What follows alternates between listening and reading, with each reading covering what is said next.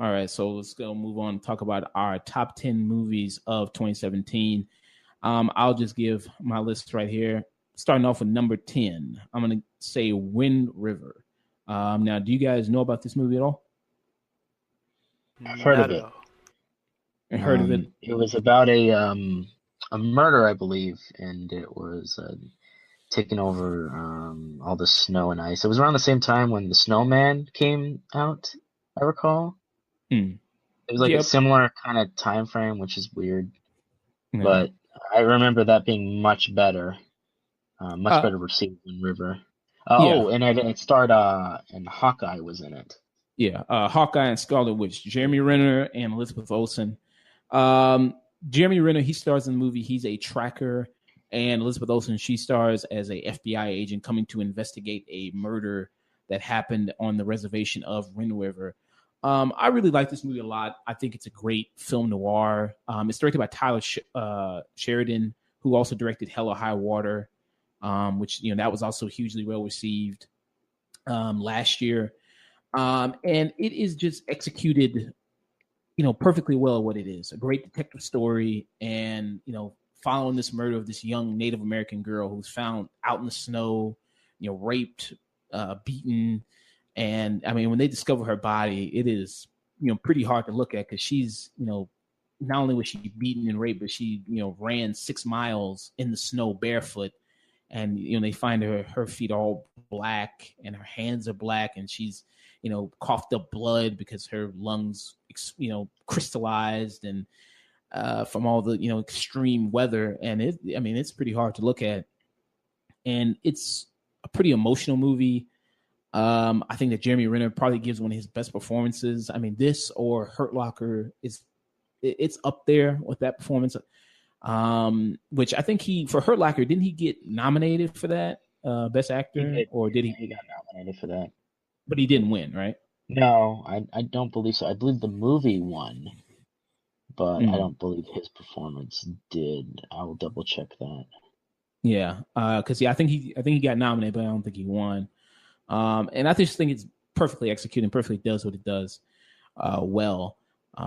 And I mean, so far, I think it's 3 for 3 with this director. I mean, he did Sicario 2015, Hell or High Water. This one, I think, he's pretty much on a good streak so far. And I mean, hopefully he continues. Next, my number 9 is War of the Planet of the Apes. And with this movie, I think it perfectly caps off one of the best trilogies probably in film history. This is probably up there with probably one of my favorite film trilogies, Lord of the Rings. I think it ends perfectly. Andy Serkis, I mean, again, coming back as Caesar, I think gives a great swan song to that character. And he really proves that a guy who does motion capture should be treated more seriously as far as somebody, for more acting considerations. Because when you really look at motion capture, I mean, it encompasses all the forms of being, an actor, voice work, physical movements of him moving around like a real ape, him voicing, talking like a real ape, and also still trying to give all this heart and emotion in this movie. And, I think this film kind of got overlooked a little bit, because I think this was a pretty strong year for, genre films in general. When you had, and some of them are on my list and some of them I'll come to. Did either of you see this movie at all? It was one of my regrets that I didn't get to see it in theaters. Yeah, so I mean, I thought this was a perfect cap to the trilogy, and I had a great time watching it a lot. And another great thing about it is the special effects. I mean, these are probably some of the best special effects I've seen. And it's hard nowadays because it just keeps, it's hard to top, we've just so used to seeing so much CGI in movies. But this one, there's so many times when you look at it and go, you have to tell yourself that's not a real animal. Like, that is not a real ape. And I mean, I think there's certain films that do that just, I think, advance new grounds as far as technology goes. Like Avatar did that a few years back, and I think this is doing it. War of the Planet of the Apes is doing it. Movies like Jungle Book is doing it.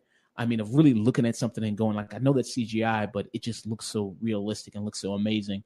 So, I mean, I think that was also something really amazing to see. I mean, this film probably would definitely get nominated for its technical achievements, special effects, because it would definitely deserve it. And it's a shame Andy Serkis probably won't get recognized for his. I always thought that was BS. Andy Serkis has been one of my favorite actors since forever. Yeah, because he's really good in this movie. I think he's very, very good. He gives his best no matter kind of what he does. Yeah. There was a great interview. I don't mean to stop you, but there was a great interview where he was on whatever Tonight Show, and they showed like a clip, and they showed him, and then slowly showed like the CGI and him slowly becoming it, and you just saw how much it was of Andy Serkis underneath there. Mm. And it's I mean, you put all it's just CGI for Andy Serkis is like the makeup for actors in the 20s and 30s. Yeah, it was just, or like what we could do now. It's what we can do now with CGI, and that's what it should be used for. It should be used as a means to an end.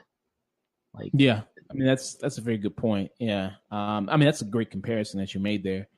Yeah, I mean I hope eventually he'll get the recognition he deserves. He'll probably get like a lifetime achievement award, probably at the Oscars. Man, but like give him like something. Make a whole category for him. Yeah, it will just be him winning every single year. You know what? I'm okay with that. Yeah. I'll be okay until he gets other competition. Yeah. I mean, yeah, just probably just be him constantly accepting the award over and over again. So moving on from my number 9 film, War for the Planet of the Apes, I'm going to move on to my number 8 film, Logan, which I thought was the best superhero film of the year. It's certainly one of the best. Yeah, it's for me. I think it's better than every other one. I think it's better than Wonder Woman. I think it's better than Thor Ragnarok. I think it's definitely better than Justice League. There are no arguments in any of those. Yeah. I think it's better than Spider-Man: Homecoming. I think we're talking about swan songs with actors who've played characters for a while, and that's it. That is what we have here with Hugh Jackman's characters, Wolverine. Patrick Stewart is Professor X. These characters who've played these characters since 2000. I mean, it's kind of amazing to think that all these other superhero franchises that have came up with X-Men since 2000. That have Blade. They're one of the oldest. Yeah, I mean, it's been around for a long 17 years. Because you think about it, Blade came and went. Fantastic Four came and went twice. Yeah. Spider-Man. Third time's the charm, except not. Yeah, Spider-Man's been rebooted twice. Yeah. What other film franchises came and went? Superman's been rebooted. Batman has been rebooted. So I mean, look at all twice. Yeah. So you look at all these, franchises that have came and went since X-Men's even first started. X-Men still remain there and still remain consistent. Well, not consistent, but I mean, because they had some misses. Like Days of Future Past not Days of Future Past. X-Men Apocalypse, I thought was really incredibly. Don't forget the first of the Logan trilogy, the X-Men Logan Origins. Yeah, X-Men Origins, which is by god-awful. By far the worst X-Men movie by far. It's neck and neck with 3. 3's slightly more competent, but I'll agree with you that it's probably the worst of the X-Men. Yeah, the absolute worst. Though Wolverine was okay. I thought that was good. It was like a nice balancing act where like, all right, you'd stumbled that far. Show us you're at least competent enough to make something. Yeah, because this James Mangold, who directed The Wolverine, and then he came back to direct Logan. That version of Logan is what I wanted from James Mangold directing that film. Is what we didn't really get from The Wolverine. Because James Mangold, I think, is a very excellent director. I mean, I love 3:10 to Yuma. I think he's an excellent director, and him coming in to just finish off the trilogy and finish off the character of Wolverine. I think it was absolutely amazing too. Yeah, it does feel like that. They even have Shane in the movie. Yeah. So I mean, I thought this film was really beautiful. Also, the emotion behind it was really gut wrenching. Especially Daphne Keane, who I want to see her in way more stuff. I thought she was really incredible. I mean, I thought she was a great find. She's given very little to do, and yet she makes a lot out of it, which is especially impressive since she's so young too. Agreed. Yeah. Daphne Keane, and I think she also does a really excellent job. Like I said, the little things she has to do because she doesn't say much, but just you can tell by just her facial expressions and her movements of what she's thinking, kind of what she's feeling. Majority of the time, which is hard, for an actor to do, just to express that with just your emotions. And then Patrick Stewart is Professor X, because this is loosely based off the Old Man Logan storyline. I mean, it takes a little pieces, but it took the best of the idea of what it was and really refined it. Yeah, like, how do we take just the premise of Old Man Logan and then see where we go with it, and bits and pieces here and there. Yeah, I mean, pretty much. I mean, the only thing really has that much in common is like they're both old. Like in that story, he was old. This story, he's kind of old, and taking that kind of broken warrior aspect and keeping that. But I had, I shouldn't say a great time watching it because it was very emotional. It was very sad, but I thought this was just really great. A really great ending to that character.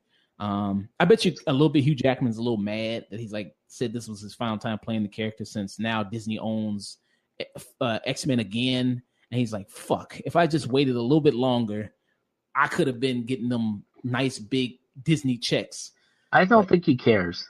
You don't think he cares at all? No, man, he's a Broadway actor. He's got other gigs. He's in P.T. Barnum's. He'll be fine. Yeah. I think he's tired of doing the diet of Logan. He likes being in good shape, but it's kind of ridiculous. It took its toll after a long time. If you ever listen to any people, what it's like to get into that kind of a shape. So I think he's just glad he got to end it on a good note.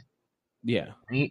Honestly, with the way certain franchises have gone, cough, Star Wars, it's kind of nice that at least one got to end and at least rests certain characters on a nice note.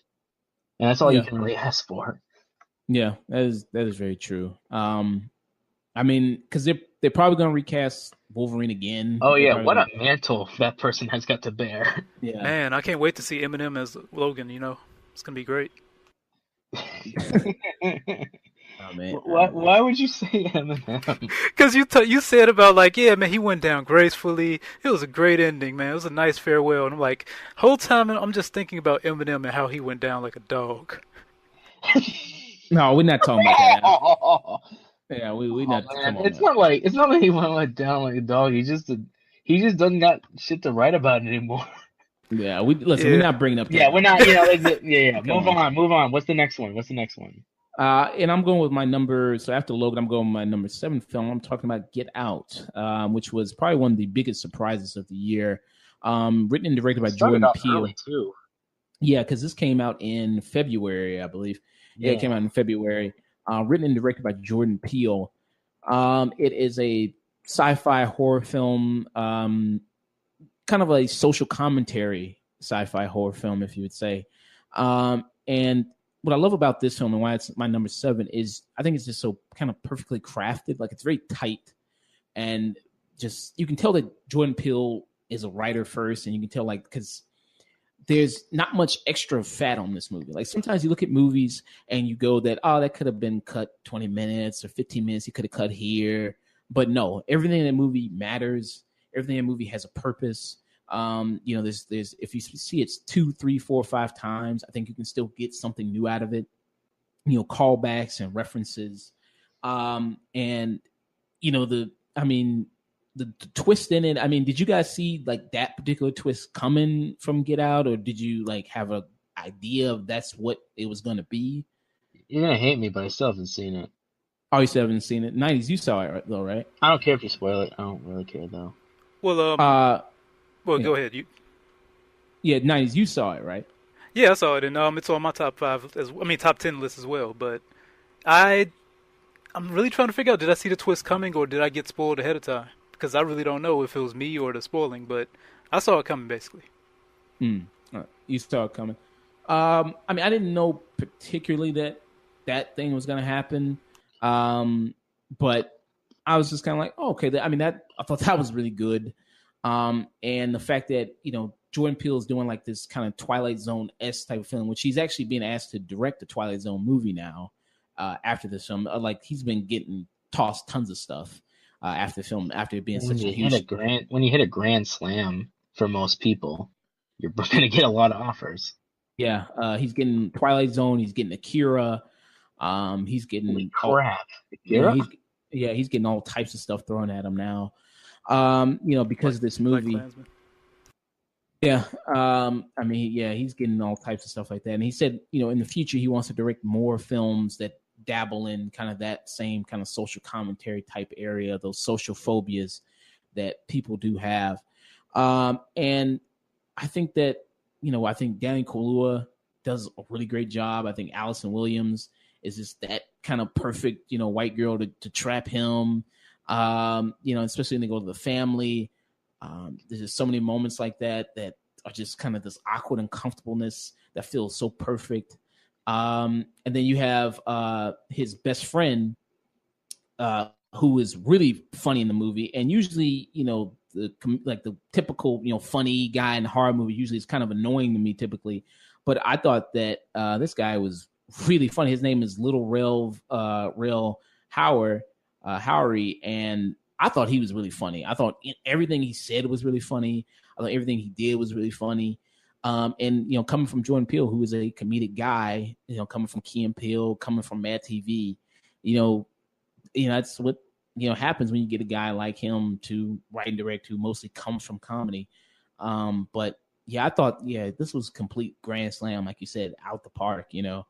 Just something that nobody saw coming and completely surprised people. And because when you saw the trailer, it just looked crazy. You're like, what the hell is this movie going to be about? And it just was one of those movies that also just had that kind of phenomenon kind of effect, where now like the new way to call a black person kind of a coon is you in the sunken place. So Jordan Peele kind of invented a new way to do that. And that's forever probably will be in pop culture, which is pretty cool. So I loved it. I had a good time watching it. And moving from number 7 to my number 6 film, Blade Runner 2049. Oh, yeah. A movie that I think most people kind of forgot about, really. This movie didn't do that amazingly well in the box office. I guess it's like its predecessor. Yeah, I guess you'd say technically flopped in the box office. But I thought this was another great sci-fi film, along the lines of something like Get Out, along the lines of something like, War for the Planet of the Apes. I thought that this is a sequel that's better than its predecessor. Like, I had much more of a pleasure watching this than I did the Blade Runner 1989 version. I agree. I think that Ryan Gosling is a much better lead than Harrison Ford is. I just think he's a better, like his character was just better than Deckard was. I think that was the part that we talked about when we first did the review of it. And it just overall made it much better when you have a character that you can kind of relate to and you're on the journey with them. You care a whole heck of a lot more. Yeah. And also I think Ryan Gosling is a better actor than Harrison Ford is. Like, yeah, probably. Like Ryan Gosling can just sell emotions and moments with just the way he looks and glances that I don't think Harrison Ford can do. And yeah, I just think he's better at doing that than Harrison Ford would be. And I think that what also makes this movie really special is the visuals, because this movie is directed by Denis Villeneuve. Damn it, guy who did Enemy, he did Arrival, he did Enemy, Scorpio. He didn't do Sicario, did he? Yeah, he did. I thought. Oh yeah, he did do Sicario. Yeah, he did direct that. Denis Villeneuve. I think I always. You're close. You're actually right there. Just let it go. Yeah, I always screw up this guy's name. Sorry about that, dude. But I really love your movie, so that's okay. It's in my top 10. And visually it's gorgeous. Like every shot is just beautiful. And especially when he goes to the scene when he goes to meet Harrison Ford, and it's that, kind of dusty, kind of amber kind of look. I thought that looked absolutely amazing. I mean, that scene still impresses me. I thought that pretty much the whole cast did a really great job. From Ana de Armas, who's playing Joy, who's his AI, housewife. Like that whole relationship between him and her, I think has way more emotion and way more feeling than Harrison Ford had with that alone could have been a movie in itself. Yeah. Like, that alone could have easily been a movie. I know, because we made a movie called Her that was kind of like that. Yeah. I mean, and Her was really amazing. And somebody actually asked a question on Facebook. I saw, which is better, Blade Runner 2049 or Her? I was like, oh, that's a difficult question. I mean, they're kind of trying to do two different things, but it's kind of hard to say. But I think both are really amazing. I was kind of thinking hard about that. I'm sorry, I have to say Her. Yeah, Her is really great. Her is a really great movie with Joaquin Phoenix, directed by Spike Jonze. That's a really excellent, kind of romantic film that with Scarlett Johansson. She is in the movie as well. She voices the robotic assistant in the movie, like a Siri in that movie. Here in Blade Runner 2049, Ana de Armas plays more of a lifelike Siri, more of an actual physical kind of interaction. You know what I mean? Like you can actually take her with you, and she can appear, more of like a actual thing. You can actually, more of a physical presence than a Siri is, because Siri is just a voice. She's actually somewhat of a person, a little bit more. Sylvia Hooks, who's Love in the movie, I think that she's also really incredible. Because she plays the assistant to Jared Leto's character, who Jared Leto, I mean, people had kind of mixed feelings about him. I thought, he was okay. He's still the weakest part of the movie. Yeah, kind of, but he's not in the movie a whole lot. No, that's what makes it fine. His character is what the plot needs to use for the movie to happen. Yeah, so I mean, that's not really a big deal. No. But I mean, Her, I thought, for me, when I walked out of, I thought either Her or Ana de Armas deserved some type of nomination, because I thought they were just that good in it. I thought, Sylvia Hooks just had so much passion in that role. And Ana de Armas' Joy, you really don't know if like she has these feelings because she's becoming sentient, or does she have these feelings because that's what she's programmed to do. You know what I mean? That's what she's just so good at. This program is just so well designed by Jared Leto's character, Wallace, that's just the programming at work, or does she actually have these feelings? That's the whole movie in a nutshell, is what is kind of real and what's the difference. Yeah. And, I had an absolute great time watching this. I mean, I would rewatch this way more than I would rewatch something like the first Blade Runner, because the first Blade Runner, I think, is a little bit of a slog to get through, to be honest. It is. The Blade Runner 1 has wonderful moments, which is why it's such herald, and it is amazing design and graphics and special effects. Yeah. But if I'm gonna watch one or the other, I'd watch 249 5 times over before watching the first one. Yeah, most definitely. So moving on from that to my number 5 film, I'm going to talk about Detroit, directed by Catherine Bigelow. This film is tough to get through. I mean, no doubt. Based on real events that happened at the Algiers Hotel in Detroit, Michigan, cops that brutally tortured and brutalized black suspects, investigating a gunshot they heard in the area near the Algiers Hotel. And it's, basically like, watching a, live horror show right in front of you. And there's just nothing you can do about it. And the movie creates that great sense of being trapped with these men, like how they were trapped. And, you don't know what's going to happen. You don't know what they're going to do.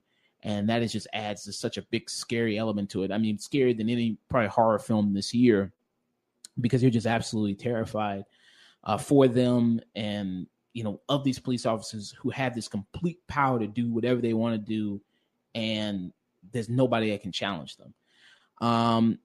and Will Perdue, which I don't know why this guy who plays pretty much the Will Poulter, who plays pretty much the ringleader of the entire, kind of cops. I mean, he's the one that's pretty much dictating everything. I don't know why this guy wasn't Pennywise, because I mean, he's absolutely. I mean, one, he's kind of a weird looking He's kind of a weird looking dude. He is certainly interesting looking. I wouldn't say weird, but he certainly have a very interesting face, especially when he was in that movie because he was somewhat bald. Yeah, and I mean, I don't know why they didn't go with him instead, because I think he's absolutely terrifying in this. I mean, you really hate him a lot. I mean, because he just is doing whatever he wants. He's torturing these guys, beating them up, just making them all bloody, just using complete excessive force, and there's nothing they can do about it. And I mean, I thought he was really great in the movie. I mean, he's just one of those people that you just absolutely hate. A big issue I had with the film coming into it, after seeing it, I should say, is the fact that they don't really point out the big kind of overall systematic oppression that goes along with the police force of, what happens when a police officer does something bad, and then kind of the police force kind of taking up for him and kind of, trying to cover it up, or, trying to kind of sweep it under the rug. They treating the film more as, these few bad apples that did this bad thing, and the police force really didn't like that, and they were trying to get rid of them. Instead of like it's a systemic problem. Yeah, you know what I mean. Like it's because that's I think a little bit of a major issue that it just focused on these three officers. Also, it doesn't really show a lot of stuff like Detroit as a community too much before all the rioting happens that led to the National Guard being called in, that led to state police being called in. It doesn't show them as a community, them as just people, and kind of you getting to know them first. It just automatically starts off very rioting and them looting automatically, which I had an issue with. I think you could have had some time devoted to that, devoted to them, being a community, being a people, that they were just trying to get by like everybody else. So I didn't really like that aspect at all. I didn't really like the ending too much. The ending particularly, I think, felt like, okay, we kind of don't know what to do here. Let's just kind of find some way to wrap it up, and kind of felt kind of rushed in that sense. But I still think, that scene when they're in the house is some of the most tensest moments I've seen in a long time. And it is really good at that. So I'm moving on from my number 5 film, Detroit, to my number 4 film, Mudbound, which is a Netflix movie. And it stars Mary J. Blige. She's in it. You have Jason Clarke, him and his weird head, his giant Easter head. He's got them Frankenstein head. Well, damn. He's in it, and he's got kind of like a big fucking head, bro. You have Carey Mulligan, Garrett Hedlund. You have Jason Mitchell. People know him. He was Eazy-E from Straight Outta Compton. Garrett Hedlund, he was in Tron Legacy. He's been in a bunch of stuff. Pan, Four Brothers. He's been in a bunch of stuff. And you also have Jonathan Banks, who there people know he was Mike Ehrmantraut from Breaking Bad. People know him from that. He's also in this movie. And it's directed by Dee Reeves. And it's basically about these two families, one white, one black, farming families. The white family that's headed up by Jason Clarke. He owns the farm in which Jason Mitchell's family, in which they work on. And they're just trying to, make enough money to get off the farm, have a land of their own, and basically just, stop living under the foot of Jason Clarke's family, just to have something of their own. And I think, with this movie, the first half of it is, I don't think it's slow that much. Some people might find it a little bit slow, but I think it does. For me, I did like getting involved in what life was kind of like during that time. And usually I was thinking, because when you set up like, okay, it's going to be a film about people farming and kind of doing a lot of farm activities, going to the store, that type of stuff, I think, okay, that sounds really boring. But what this film does is it does engross you in that and does make you feel like you're in that period with them, which is really nice. And they do a lot of narrations coming from each character to give each at the beginning. And normally I would kind of dislike that, but I think that gives a great sense of the character's kind of viewpoint. And it kind of feels almost like a book that got turned into a movie, and you're really, following all these people's kind of different perspectives and outlooks, which I think is really interesting. They don't do that throughout the whole movie. They just do that particularly, mostly during the first half. But where I really love this movie mostly is where Jason Mitchell, who's he served in the army, as well as Garrett Hedlund's character, and they're both coming back. And they have this connection, being two people who served during the army, and how they form this friendship, which I think is very interesting. And that's I think where the real gold of the film is when they do that. And when they're communicating, when they're hanging out, they both suffer from PTSD. You see Garrett Hedlund, car backfires and he immediately ducks to the ground because he's scared of getting shot. And that now that's cliche. You think that's a little cliche? That yeah, like I understand the PTSD part, but the whole car backfiring, I've seen that too many times before. That's a good point. I see a point there. And then Jason Mitchell, he comes up with his hand shaking, trying to hand Gary Hedlund his hat after it fell off. And, that a bond immediately kind of forms there. And I think that's where really the great moments of the film is. It ends pretty, some things you can see coming, like you kind of can see where it's going. But I was really engrossed with it a lot. And I had a really great time watching it. And it's not, because sometimes in movies it's not, I don't think, cartoonishly racist. You have Jonathan Banks' character who, he's just saying that the N-word constantly to every black person he sees. He doesn't give a fuck. He's some old white guy, so he doesn't really give a fuck.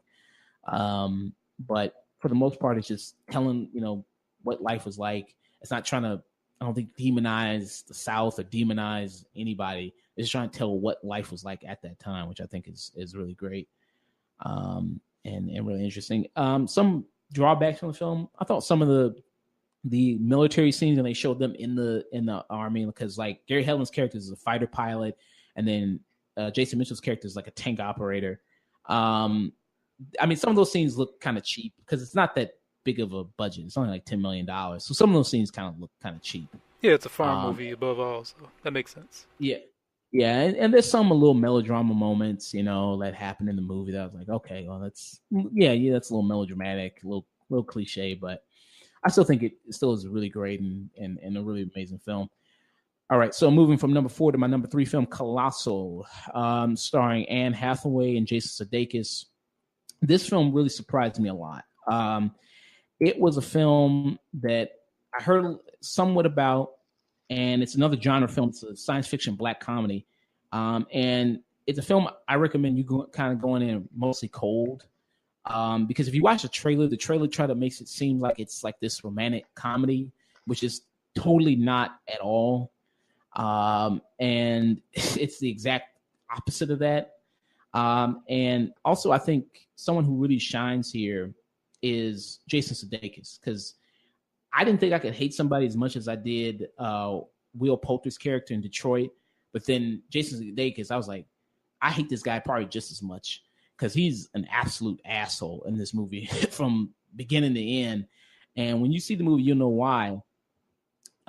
Because the whole concept of the movie is that Anne Hathaway, so she basically has this kind of this psychic link, or this creation happens where if she stands in one spot, this giant kind of kaiju monster appears in Seoul, Korea, and it basically mimics her movements and mimics what she does. And Anne Hathaway's in the movie is a complete train wreck. She's an alcoholic, and the beginning of the movie, her boyfriend Dan Stevens just says, "Listen, I'm tired of your shit. pack your shit, get the hell out. I'm just tired of you. Show up, you're always drunk. I'm done with this. And she goes back to her hometown to basically get herself together, to just get a break, get herself together. And that's where she meets Jason Sudeikis' character. And the things that he does in this movie, the things that he says, because you look at Jason Sudeikis and you go like, oh well, that's Jason Sudeikis. I mean, because mostly he plays comedic roles, like him in Horrible Bosses, and he mostly does the whole sarcastic kind of jokey thing. But this one takes that kind of sarcastic personality up to like 11. You know what I mean? Where you just can't stand to be around this guy at all. And I'm telling you, I really love this movie a lot. It being an allegory for abusive relationships, alcohol, just facing your demons, facing your abusers, alcoholism. I mean, it is really great. The only thing that I can say I didn't like about it is they do give an explanation of why the monster appears, like why the monster appears in Korea. You almost wish they just gave no explanation. Yeah, I mean, I guess they just did that because it's like, well, people are going to be asking why, why we're doing that, why the monster just appears. I mean, I don't think you had to do that per se. I mean, people always ask like, why does Jumanji exist? And this is like, or why is the scene in Pulp Fiction? What's the item that's inside the thing in the suitcase? Because it doesn't matter. That's not what it's about.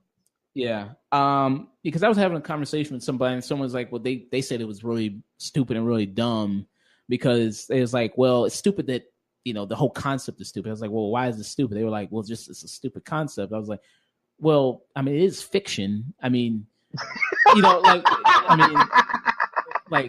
really need to exactly. It's not like it's trying to be real. Perfect. Because it's not. I mean, because it's not like it's trying to be real life. Because obviously you see a giant monster, like it's not trying to be real life. And like he says, well, they don't give a real clear explanation. I was like, well, they do give an explanation. It's not a good one. Like I don't like the explanation they give for the movie. It's kind of lame. It's shot nice. I wonder how many Marvel movies that person has seen.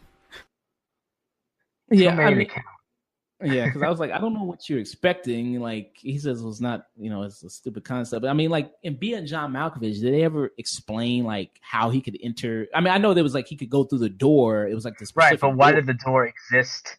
Yeah. Why did it go to the universe of John Malkovich? That it's supposed to be out there. It's supposed to not make any sense.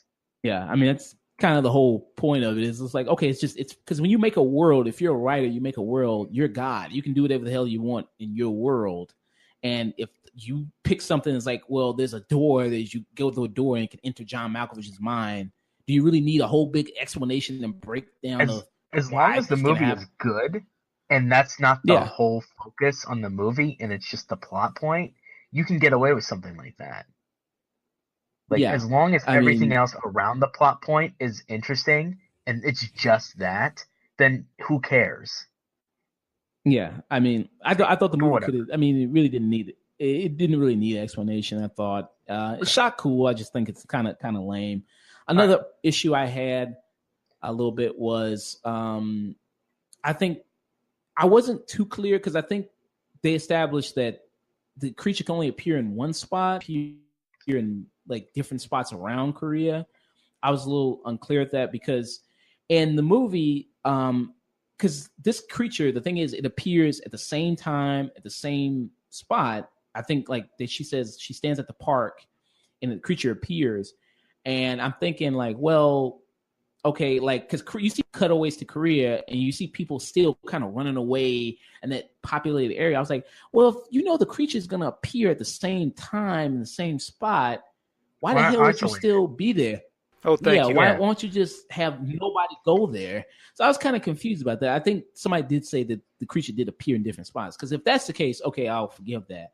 But if it's the case that the creature appears in the same spot at the same time, I'm like, why is that area not carted off? Because it's stupid to appear there.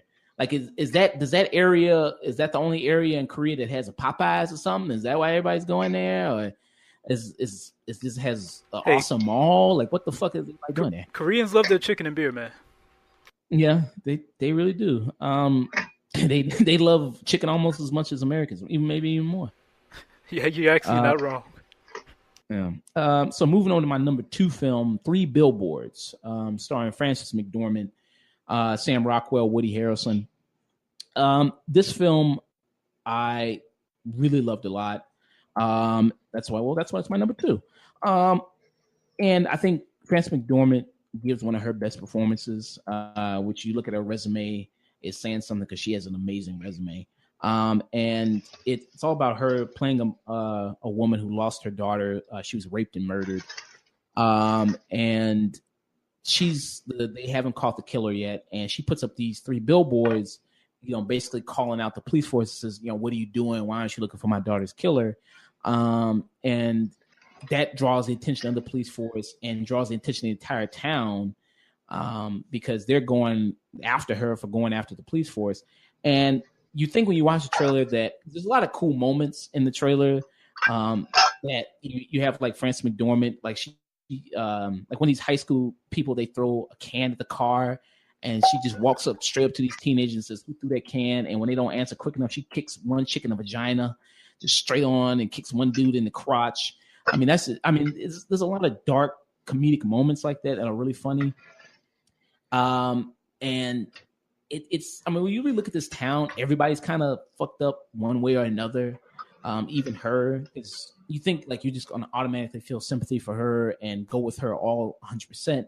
And it's not quite like that. Like, I was still on Frances McDormand's side throughout the entire film. Like, there's really not a moment I really wasn't. Something she says is a little crazy. That's like, well, you can't really do that. I was saying you're grieving, but you're not really thinking clearly. Like she says, Woody Harrelson, he comes to me and says, well, I don't know what you really want me to do. Like, sometimes cases go cold. There's not a lot of evidence, like, eyewitnesses, all this stuff. She says, well, why don't you just gather all the blood from every man in the town? And then he says, well, I can't really do that. That's against civil rights. I can't really just do that. And how somebody like that, who is, even though they are grieving, going through a rough time, how they can kind of still be unwielding like that. You get the feeling like her daughter was like the last edge for her. And it's just like, when she's gone, she's just unleashed. Yeah. For better or worse. But then again, the town she lives in, they're all assholes anyways, so whatever. Yeah. The only person that's really not too much of an asshole is Peter Dinklage, because, everybody makes fun of him for being a dwarf and laugh at him, make fun of him. He's kind of the only real cool, kind of nice guy in the movie. Like John Hawkes, he's in the movie. He plays her ex-husband. He's kind of an asshole. I'm telling you, everybody in some way is kind of sort of an asshole and sort of just dickish. But this movie is directed by Martin McDonagh, who he also did Seven Psychopaths. He also did In Bruges, which I love. In Bruges, I thought that was a really great movie. He also did he produced The Guard. He didn't actually direct The Guard, but he produced The Guard, which I really love The Guard as well. So yeah, he has that perfect knack of balancing that kind of comedy and dark skill, which I find really impressive. And for my number 1 film, a film that I think that is not only the best film of this year, but I think the best film I've seen in probably the past 5 years or even more, is A Good Time. Good Time, starring Robert Pattinson. And this film, it just feels like it almost feels a little bit like a documentary, because of this hapless kind of criminals. Because it stars, Robert Pattinson, and then it stars Ben Sarif, Ben Saviti, as these two criminals. I'm trying with his name. And these two criminals, they're brothers. And one is a mentally handicapped brother. And the other brother, the Ben, he's actually co-director of this movie with his brother, Josh. They both directed together. And they do, he does an amazing job playing a mentally handicapped person. You really believe that he's really like that. Like, he's really a Neanderthal. I think he does a spot on job with that. He's not in the film a whole lot. And it's Robert Pattinson. They pull this job and, things go awry. You can kind of tell, like, because they try to do a bank heist. the parts are there to make it work, and they maybe could have got away with it if he wasn't trying to pull off the job with his mental handicapped brother. They probably could have got away with it. Those meddling kids. Yeah, and it's another situation like kind of Three Billboards where it has these kind of strange comedic elements to it, which is really nice. But it's mostly this kind of this crime drama, this kind of seedy Queens, New York, which is like, you know, because it's him trying to get money to get his brother out of prison to post bail for his brother. He's going around trying to raise all this money to help him get out. And he's trying to, you know, do all he can. And this guy that Robert Pattinson plays, really, I mean, this shows that if you had any, you know, if you still consider him Edward Cullen from Twilight, this will completely shut you up about that. Like, because he's been trying to do some things to distance himself from the kids. Like, I'm not just that guy. I can really act. I'm a real actor. No, I can do this. And this will really prove it to you because, you know, he's absolutely fantastic. He's not going to, well, you say he's fantastic, so he's not going the Harry Potter route because Harry Potter's in different movies now and he's all over the place. Yeah. I mean, I think that when people see this movie, it would completely change how they look at him. Because he plays a guy that he's this con man, kind of trickster, huckster kind of guy he's smart enough to get himself out of one situation, but at the same time, he ends up in another terrible situation that's kind of just as worse, or if not worser. And it keeps building throughout the movie. And I mean, there's just some things that happen that it's just like, damn, I mean, how you gonna get out of this? But then he does this, and he just kind of progressively ruins everybody's life that he comes encounters with, trying to get this money to help his brother, to post his bail to help his brother get out of jail.